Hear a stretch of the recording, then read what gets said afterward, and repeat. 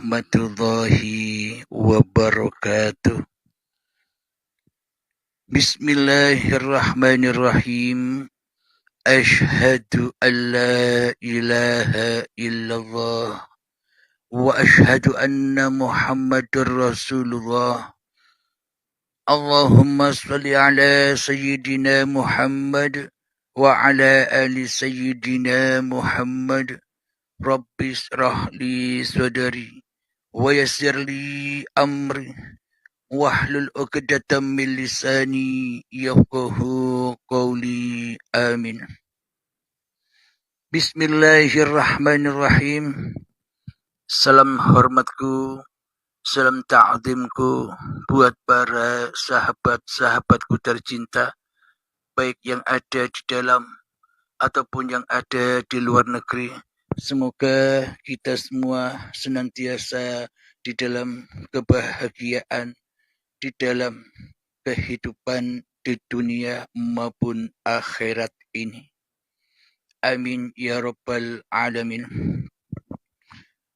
Sebelum kita awali kajian di pagi yang indah ini, marilah kita awali dengan menggemahkan di dalam nyawa, di dalam jiwa, di dalam hati, di dalam roh, dan di dalam kehidupan ini dengan kalimah thayyibah.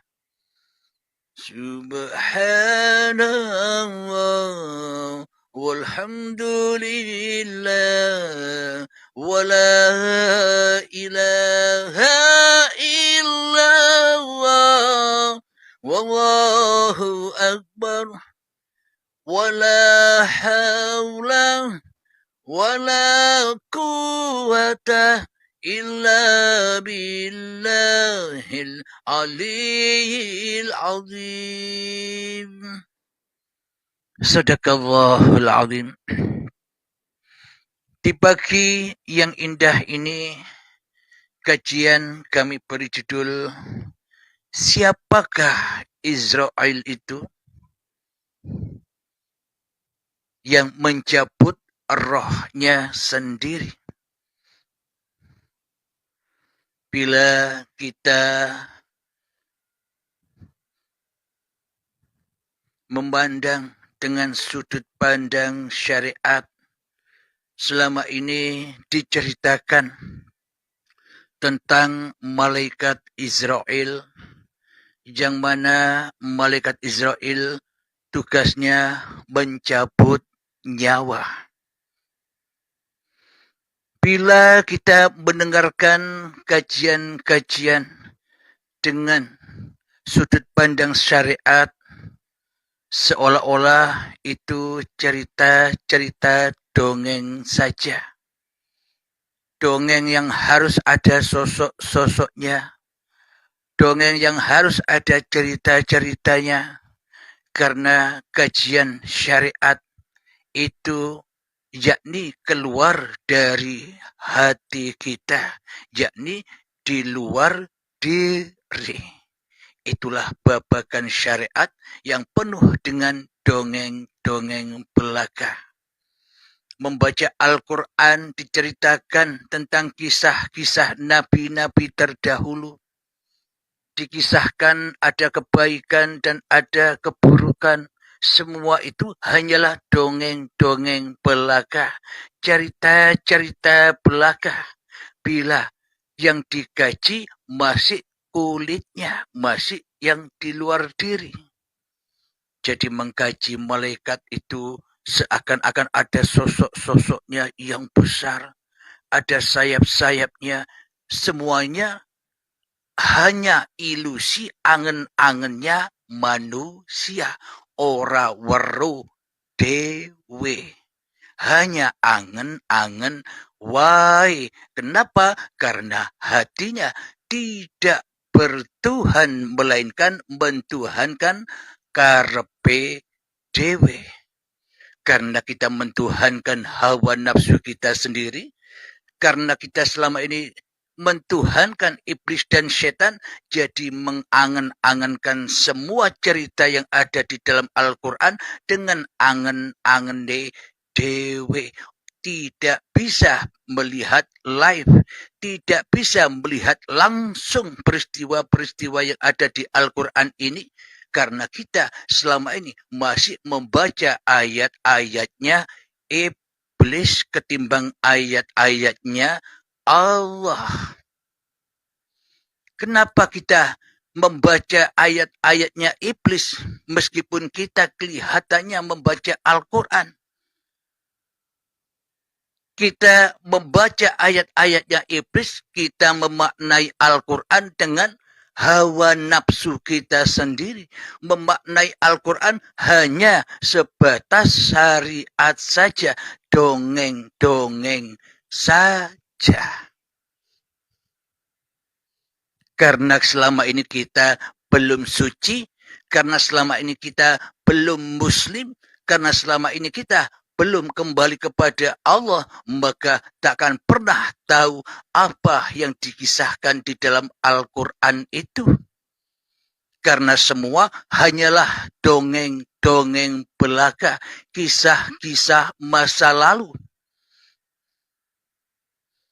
Akan tetapi bagi hamba-hamba Allah, bagi rasul-rasul Allah, bagi manusia yang mau hijrah dari utusan setan, hijrah kepada utusan Allah, dari selama ini dirasuli oleh setan dan hawa nafsunya, hijrah kepada dirasuli oleh Allah, maka orang-orang yang sudah kembali kepada Allah tahu ayat-ayat Allah yang sebenar-benarnya dengan live, dengan mata kepalanya sendiri. Cerita tentang keimanan, cerita tentang ketuhanan live disaksikan langsung dengan mata kepalanya. Cerita tentang para malaikat-malaikat live disaksikan langsung dengan mata kepalanya. Cerita tentang kitab-kitabnya live disaksikan langsung dengan mata kepalanya. Kisah-kisah tentang rasul-rasul live disaksikan langsung dengan mata kepalanya. Kisah tentang hari kiamat atau hari akhir live disaksikan langsung dengan mata kepalanya.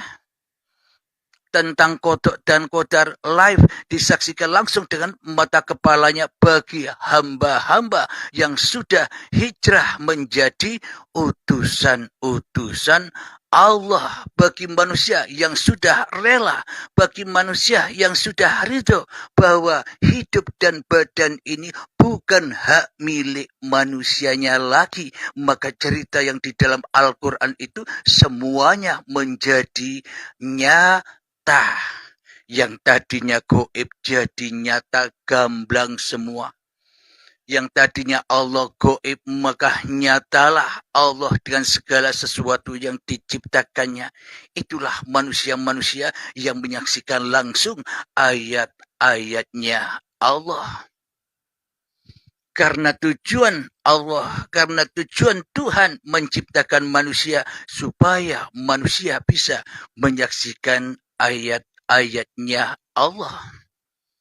Bukan untuk ibadah, bukan untuk sholat, bukan untuk zikiran, bukan untuk sholawatan, bukan untuk membaca Al-Quran, bukan untuk bekerja dan sebagainya. Akan tetapi manusia diciptakan oleh Allah hanyalah untuk mengabdi kepada Allah. Mengabdi apanya? Mengabdi hatinya. Pulang kembali ke rahmatullah hatinya. Akan tetapi berhubung kita semua selama ini salah pengertian, salah di dalam beriman, salah di dalam bertuhan, salah di dalam mengabdi, akhirnya kita salah jalannya, salah Tuhan, karena kita sudah lama disesat-sesatkan oleh iblis dan setan yang selama ini kita ikuti, yang selama ini kita sembah di dalam hati kita yang berasa lebih wujud, lebih daripada wujudnya Allah, yang merasa lebih hidup daripada hidupnya Allah, yang merasa lebih berkuasa daripada kuasanya Allah. Inilah bukti bukti bahwa kita selama ini jadi hambanya iblis. Inilah bukti bahwa kita selama ini jadi rasul-rasulnya iblis. Inilah bukti bahwa kita selama ini jadi utusan-utusannya iblis. Inilah bukti bahwa kita selama ini menjadi pesuruh-pesuruh iblis, nyembah iblis, selalu menyaksikan ayat-ayat hawa nafsunya sendiri, yang selalu menyaksikan ayat-ayat dirinya sendiri daripada menyaksikan ayat-ayat Tuhan yang telah menciptakannya. Bismillahirrahmanirrahim. Wa ma khalaqatul jinna wal insa illa liya'budun.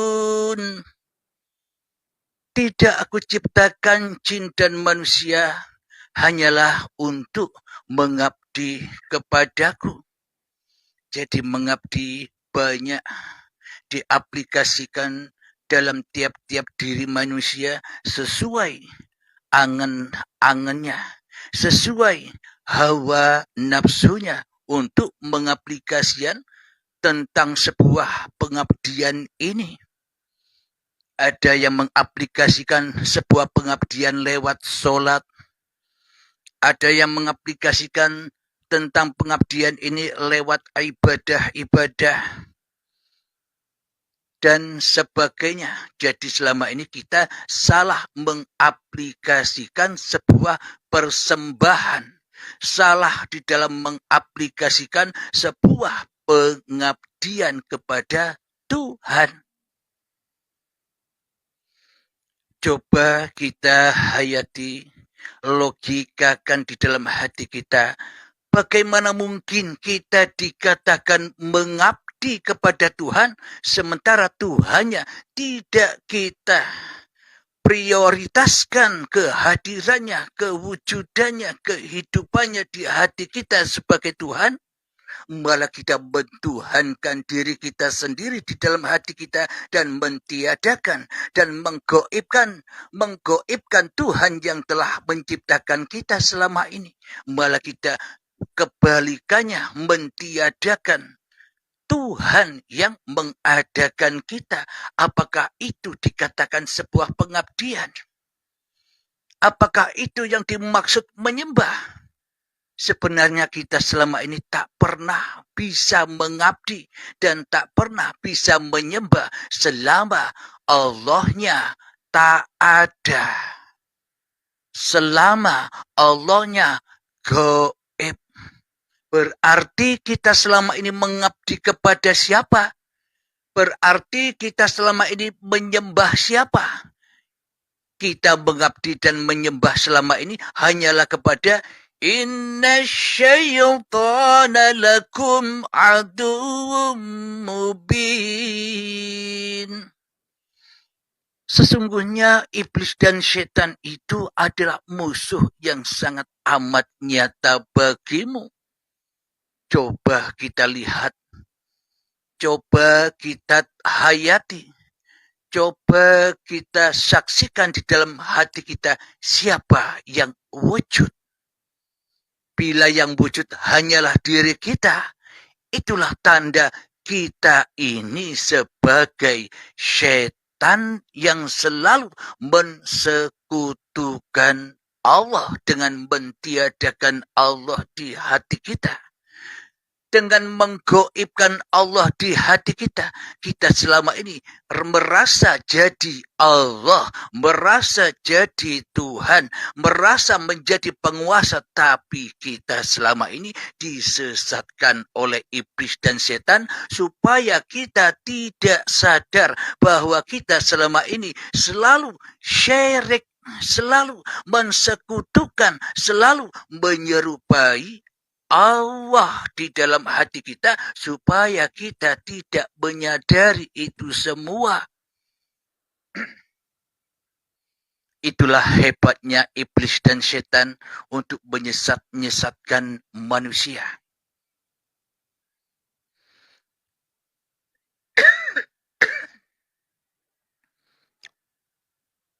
Sedangkan diri manusia kita, seluruh manusia diciptakan oleh Tuhan yang telah menciptakan kita semua. Tujuannya hanyalah satu. Supaya apa? Supaya kita bisa menyaksikan ayat-ayatnya Allah. Supaya kita bisa menyaksikan Tuhan. Hanya itu kita diciptakan di dunia ini. Yakni hanya untuk kembali kepada Tuhan. Tidak kembali kepada setan. Tidak kembali kepada hawa nafsu dewe-dewe. Itu salah jalan. Itu salah akidah. Itu salah agama. Itu salah Tuhan. Bila Allah dan Tuhannya rawujud, yang wujud, yang diadakan, yang dihadirkan adalah setan-setan yang terkutuk, yakni hawa nafsu kita sendiri saja yang kita jadikan Tuhan, yang kita jadikan pedoman, yang kita jadikan pegangan selama ini di dalam dada kita. Kita sudah telah lama salah Tuhan dan salah agama. Ternyata yang kita sembah selama ini adalah iblis dan setan, dan agama iblis dan setan, agama yang memanas-manaskan jiwa kita. Jadi bertuhan dan beragamakan Allah iblis supaya iblisnya dengan mudah mengadu domba manusia untuk dibentar-benturkan lewat akidah, lewat agama yang berbeda-beda, supaya iblis dan setan mudah mengadu kita dengan manusia yang lain. Kenapa? Karena kita penganut dan pengikut iblis dan setan itu sendiri. Jadi kalau kumpul dengan setan dan iblis, ya panas semua hati ini karena kita kumpul di dalam jahanamnya Allah yang berbahan bakar badan dan hati yang keras melebihi kerasnya batu. Itulah jahanam, kumpul iblis dan setan, beragama agamanya iblis dan setan, agama yang sombong, yang merasa mulia daripada agama yang lainnya. Alhamdulillahirabbil alamin. Jadi untuk kembali kepada tema, siapakah Israel yang mencabut nyawanya sendiri? Marilah kita lanjutkan. Alhamdulillahirabbil alamin. Mari kita buka di dalam Al-Quran surat Al-An'am.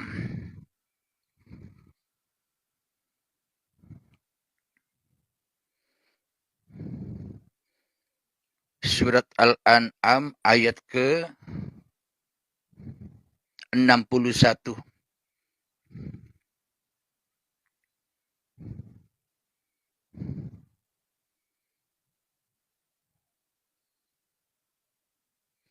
Bismillahirrahmanirrahim. Wa huwal qahiru fawqa ibadihi wa yursilu alaikum hafadha hatta idza jaa ahadakumul mautu tuwaffat rusuluna wa hum la yufarritun. Yang artinya, dan dialah penguasa mutlak atas semua hambanya, dan diutusnya kepadamu malaikat-malaikat penjaga, sehingga apabila kematian datang kepada salah seorang di antara kamu, malaikat-malaikat kami mencabut nyawanya, dan mereka tidak melalaikan tugasnya. Sadaqallahul azim. Siapakah malaikat-malaikat itu? Siapakah gerangan makhluk-makhluk yang suci ini? malaikat-malaikat itu, makhluk-makhluk yang suci ini adalah manusia yang sudah kembali fitrah kepada kesejatian hakikat diri sejati manusianya yang tak ada, diri manusianya yang tak wujud, diri manusianya yang tak hidup, diri manusianya yang tak berkuasa lagi, maka seluruh manusia, maka kita yang sudah di alam yang demikian, sujudlah kita ke dalam kepada Adam. Maka ketika kita sudah baiat, bagi teman-teman sahabat yang sudah berbaiat, sudah tunduk sujud kepada keadamannya, sujud tunduk kepada ketiadaannya, sudah tunduk sujud kepada kegoibannya. Itulah yang disebut malaikat yang suci bersih dari hawa nafsu. Sehingga hawa nafsunya menjadi mutmainnah, menjadi tenang, damai di dalam kesujudan keadaman diri malaikatnya. Jadi malaikat-malaikat itu tak merasa dirinya ada di dalam hatinya. Kenapa? Karena sesungguhnya tak ada malaikat itu kecuali Allah. Sama halnya dengan para nabi dan rasul.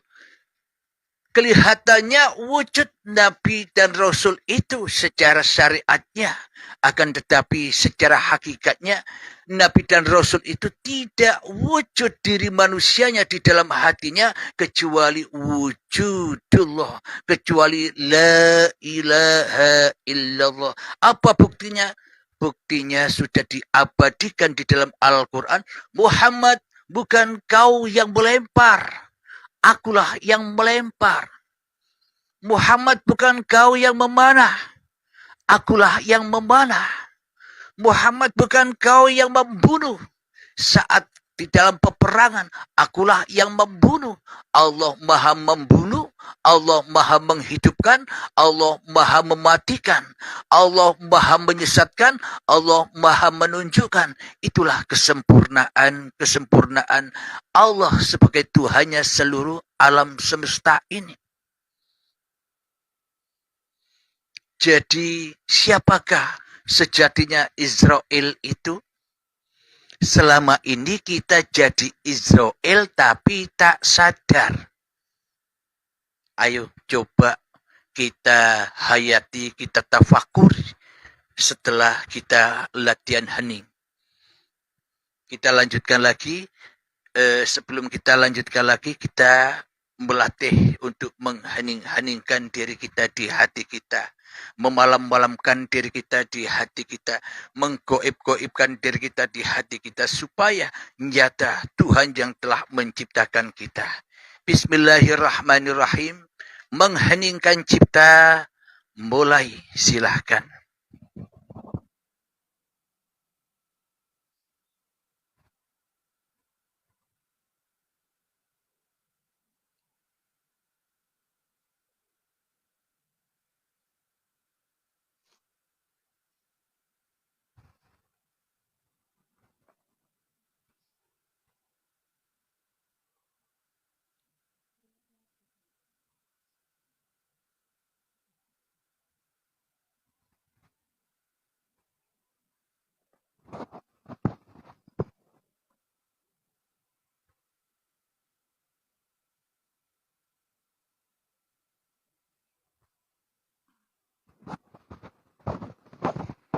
Alhamdulillahirrabbilalamin. Mengheningkan cipta selesai.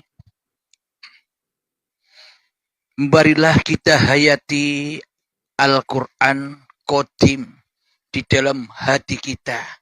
Al-Quran yang terdahulu yang ada di dalam hati kita. Al-Quran uripe Allah yang selama ini bersama kita sejak dari tanah sampai saat ini. Itulah Al-Quran Qadim. Bila kita masuk ke dalam diri, maka nyatalah cerita seluruh apa yang ada di alam semesta ini dan semua cerita yang ada di dalam Al-Quran akan nampak jelas sejelas-jelasnya, jengleh nyata. Coba kita hayati, kita pikirkan secara logika. Siapakah Israel sang pencabut nyawa itu? Alhamdulillahirabbil alamin. Selama ini Anda, selama ini saya, apakah Anda, apakah saya tidak sadar selama ini kita jangankan mencabut rohnya manusia, jangankan mencabut rohnya hayawan, jangankan mencabut rohnya tumbuh-tumbuhan, dan jangankan mencabut rohnya seluruh alam semesta ini. Rohnya Tuhan saja kita cabut selama ini. Sadarkah kita? Ayo coba direnung-renungkan, coba dihayati, coba ditafakuri. Jangankan nyawanya makhluk, nyawa, roh, jiwa, hidupnya Tuhan saja kita rebut. Itulah tanda bahwa kita selama ini sebagai malaikat pencabut nyawa, sebagai malaikat maut yang mematikan Tuhan, yang mentiadakan Tuhan, yang menggoibkan Tuhan, yang tidak menghadirkan Tuhan di dalam hati kita, kecuali kita mewujudkan, kecuali kita menghadirkan, kecuali kita mengadakan, kecuali kita menghidup dan mengkuasakan diri kita sendiri yang bersendirian di dalam hati kita selama ini. Coba sadar apa tidak? Termasuk saya. Karena antara saya dan Anda sama-sama makhluknya, sama-sama ciptaannya. Jadi di pengajian Uripe Allah ini kita digetarkan aras kita, digetarkan kerajaan kita, digetarkan, digonjang-ganjingkan kehidupan kita supaya kita sadar bahwa kita selama ini sebagai malaikat Israel, sebagai pencabut nyawa. Nyawanya siapa? Tidak tanggung-tanggung. Nyawanya Tuhan saja bisa kita cabut. Apa buktinya? Disuruh lillahi ta'ala di dalam kehidupan, kok malah kita linapsi. Itulah tanda bukti kita selama ini selalu mencoba cabut rohnya Tuhan, menjadi rohnya, menjadi kekuasaan diri manusia kita sendiri di dalam hati kita yang tanpa Tuhan. Seolah-olah saja bertuhan, tapi di dalam hati kita tanpa Tuhan, melaku dewe, urip dewe. Sholat sendirian, ibadah sendirian yang tanpa Tuhan. Kenapa? Karena rohnya Tuhan, karena nyawanya Tuhan dicabut terus di dalam hati kita, dirampas menjadi roh kita, dirampas menjadi uripe manungsane. Itulah setan-setan yang terkutuk itu, yang selalu sombong, yang selalu menyerupai Allah di dalam dada kita selama ini. Semoga saya dan semoga khususnya kita semua jamaah Uripe Allah dimudahkan di dalam memahami paparan demi paparan ini.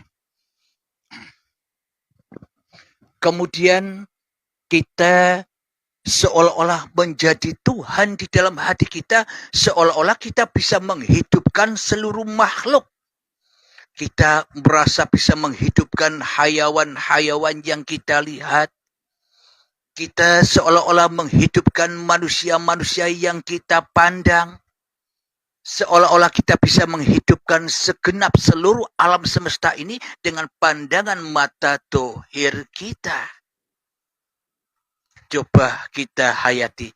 Bila di dalam hati kita tak jadi Tuhan, bila di dalam hati kita tak merasa bahwa hidup ini hidupku manusia, tak mungkinlah kita bisa menghidupkan seluruh alam semesta ini dan menghidupkan seluruh manusia. Bila kita tak jadi Tuhan di dalam hati kita yang selama ini ingkar, sesat dari Allah. Seolah-olah Allah tidak bisa apa-apa. Seolah-olah Allah mati. Bagaimana mungkin Allah bisa menghidupi kita? Bagaimana mungkin Allah bisa menghidupi segala sesuatu? Sementara Allah sudah kita bunuh dan Allah sudah kita matikan di dalam kerajaannya di hati kita selama ini. Alhamdulillahirabbil alamin. Maka dari itu didatangkanlah seorang nabi-nabi, didatangkanlah seorang rasul-rasul zaman dahulu. Supaya apa? Supaya manusia tidak tersesat dari jalan kembalinya kepada Sang Pencipta dirinya. Jadi kalau kita melihat, mendengar Al-Quran dengan mata syariat, dengan mata kemanusiaan, semuanya hanyalah dongeng-dongeng palsu belaka. Seolah-olah para nabi, seolah-olah para rasul adanya dulu saja, sekarang tidak ada. Kata siapa? Itu kan kata iblis dan setan. Itu kan kata syariat yang masih mentuhankan dirinya di dalam hatinya.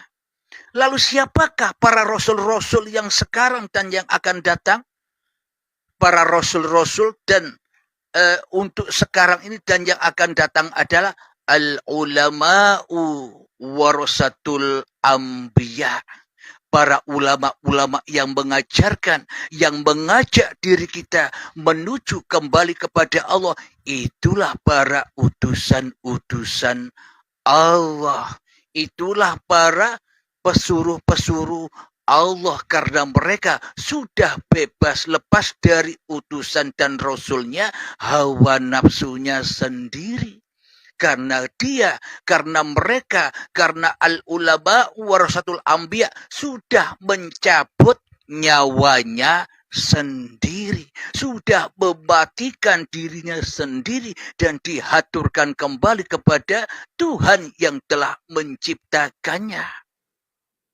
Jadi siapakah malaikat Israel itu? Sekarang Anda sudah mulai paham siapakah sesungguhnya Israel itu. Jadi malaikat Israel itu malaikat yang suci, malaikat yang rela, ridho, mencabut nyawanya sendiri ketika sudah dicabut nyawa seluruh alam semesta. Jadi ketika itu, maka kemanapun kau hadapkan wajahmu, disitulah aku, karena manusianya sudah suci bersih, kembali kepada hakikat diri sejatinya yang Adam. Sudah sujud kembali kepada keadamannya. Jadi bila Al-Quran itu dikaji dengan hati, dikaji dengan Al-Quran Qadim, maka semua itu bukan dongeng, tapi semua itu memang nyata kewujudannya di dalam hati kita, Al-Quran itu. Karena Al-Quran itu diciptakan untuk agar kita bisa berkaca diri, agar kita bisa ikra kitabak, bacalah kitabmu, bacalah dirimu, siapa dirimu. Alhamdulillahirabbil alamin. Apa buktinya kita selama ini mencabut roh-rohnya makhluk? Ketika kita sebelum mencabut roh kita sendiri, ketika kita berani mati sebelum mati, ketika kita menghadapi baiat, maka kita wajib mematikan seluruh makhluk, mentiadakan seluruh makhluk. Ketika seluruh segala sesuatu sudah kita matikan, yang terakhir kita mencabut nyawa kita sendiri. Kapan? kita selama ini belajar hening, dan hening. Itulah kita belajar mencabut nyawa kita sendiri. Semoga bisa dipahami ya, sahabat-sahabatku termasuk saya pribadi. Semoga dipahamkan oleh Allah Subhanahu wa Ta'ala. Karena ilmu yang seperti ini bukan ilmunya manusia. Tak mungkin manusia bisa menjelentrehkan tentang rahasia ketuhanan kecuali Allah sendiri. Ketika manusianya sudah luluh lantak kerajaan manusianya, ketika manusianya sudah sujud kepada keadamannya, kepada ketiadaannya, maka hanya Allah lah yang memerankan, hanya Allah lah yang memegang kendali sandiwara alam semesta ini. Semoga saya khususnya dan kita semua diberi petunjuk dan diberi hidayah supaya cepat-cepat kembali kepada Allah lewat pintu baiat, lewat pintu kematian, mencabut rohnya sendiri. Sakit ya sakit, sulit ya sulit, butuh perjuangan, butuh pengorbanan, butuh meninggalkan segala sesuatu untuk menuju sesuatu yang telah menciptakan kita. Alhamdulillahirabbil alamin. Sebelum kita akhiri kajian pertemuan kita di pagi yang indah ini, marilah kita gemahkan salawat dari mintaf'ul bala. Allahumma salli ala sayyidina Muhammad wa asghili zalimin bizalimin. Allahumma salli ala sayyidina Muhammad wa ashghili zalimin bizalimin wa ahrijna min bainihim salimin wa ala alihi wa sahbihi ajma'in. Bismillahirrahmanirrahim. Allahumma ya qadiyal hajat, Allahumma ya mujibad da'wat, Allahumma ya rafi'ad darajat, Allahumma ya muhillal muskilat, Allahumma ya syafiyal amrat, Allahumma ya kafiyal muhimmat, Allahumma ya dafi'al baliyat. Allahumma khtim lana bil iman, Allahumma khtim lana bil islam. Rabbana atina fid dunya hasanah wa fil akhirati hasanah wa qina adzabannar. Akhir kalam. Assalamualaikum warahmatullahi wabarakatuh.